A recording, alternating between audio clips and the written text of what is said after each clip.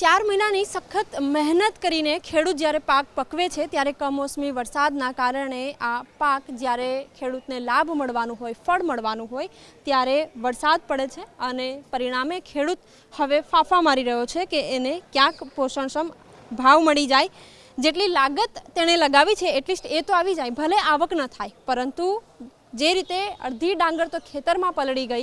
દિવાળી પહેલાં કેટલાક ખેડૂતોએ જે પહેલાં જે ડાંગર છે, અનાજ છે, લઈ લીધું છે, તો એવા લોકો આજે એપીએમસીમાં પહોંચ્યા છે. દિવાળી બાદ આજના દિવસે એપીએમસી ખુલી છે. ઘણા બધા ખેડૂતો અહીં પહોંચી રહ્યા છે.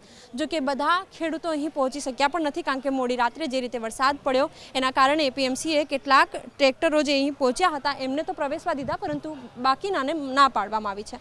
કેટલાક ખેડૂતો આપણી સાથે ઉપસ્થિત છે, એમની સાથે વાતચીત કરીશું, એમને પૂછીશું ક્યાંથી આવ્યા છો?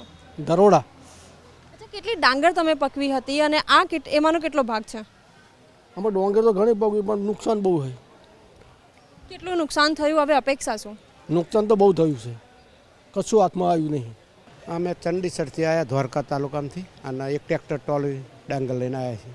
કેટલી ડાંગર તમે વાવી હતી અને એમાંથી આ કેટલામો ભાગ છે? અમારે આ બહુ ભાગ નહીં, બહુ બગડી ગયું, બહુ અમારે ડાંગર બધી બગડી ગઈ બધી અમારે. જે ભાવ તમને હવે મળશે, તમને એવું લાગે છે કે જેટલું તમે વાવ્યું હતું, જેટલો ખર્ચ કર્યો એ મળી જાય? નહીં મળે અમને, નહીં મળે અમને, એટલું મળશે જ નહીં ડાંગર. શું હવે સરકાર જે હાલે એ લેશું, નકર પછી.